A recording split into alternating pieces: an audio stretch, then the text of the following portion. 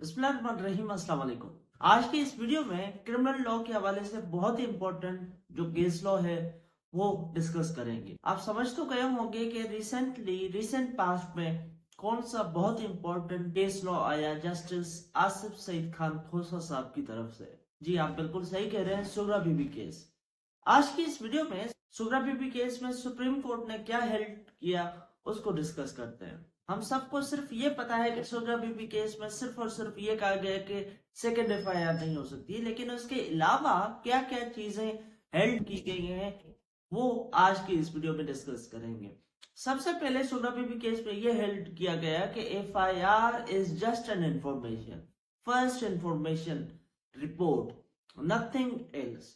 अगर local police को सिर्फ ये इंफॉर्मेशन मिलती है कि यहाँ ऑफेंस हुआ है, वो कॉग्निजेबल ऑफेंस हुआ है या मर्डर हुआ है, that is enough for registration of FIR, nothing more. This is just an information, nothing more. और जो इंफॉर्मेशन मिली है, फॉर सपोज उसमें ये भी है कि कैसे ये मर्डर हुआ है, किसने मर्डर किया है, वगैरह वगैरह चीजें, तो वो सिर्फ और सिर्फ वर्जन है कंप्लेनेंट का, that is not the truth. वो तो फिर इन्वेस्टिगेशन में, ट्रायल में पता चलेगा।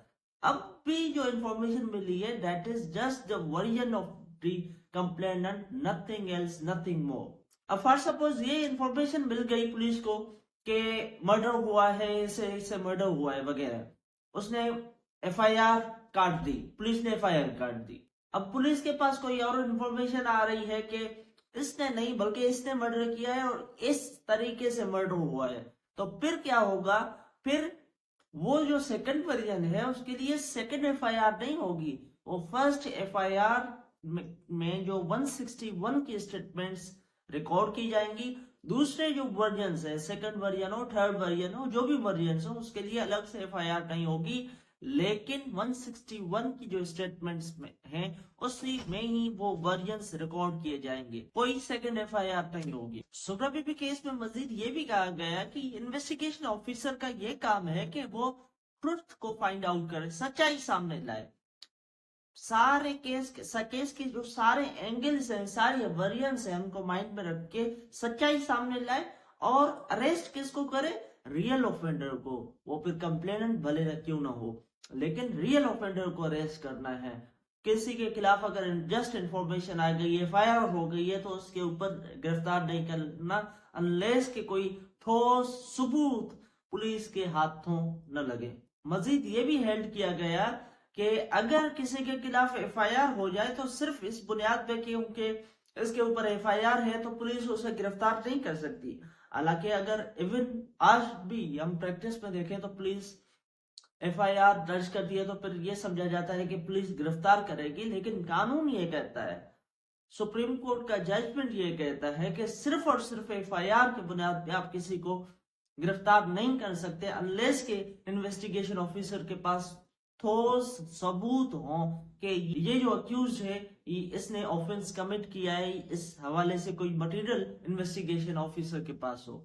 लास्ट में सुप्रीम कोर्ट ने सुगरा बीबी केस में ये हेल्ड किया कि अब ये इन्वेस्टिगेशन की भी बात हो गई। उससे पहले हमने बात की कि फर्स्ट इंफॉर्मेशन रिपोर्ट है, सेकंड नहीं होगी, 161 के तहत बकाया जो वर्जन्स है वो स्टेटमेंट 161 के तहत रिकॉर्ड की जाएंगी, वगैरह वगैरह। अब इन्वेस्टिगेशन कंप्लीट हो गया। अब जो 173 के तहत रिपोर्ट अदालत में पेश होगी, जिसे हम आम जुबान में चालान कहते हैं, असल में वो पुलिस रिपोर्ट है या चालान भी कहें, तो अब चालान जो है वो क्या होगा? उसमें सिर्फ और सिर्फ वो चीजें होंगी जो कि इन्वेस्टिगेशन ऑफिसर ने इन्वेस्टिगेट किया है, न कि कंप्लेनेंट का वर्जन लगा के वो प्रोड्यूस कर दे चालान अदालत में।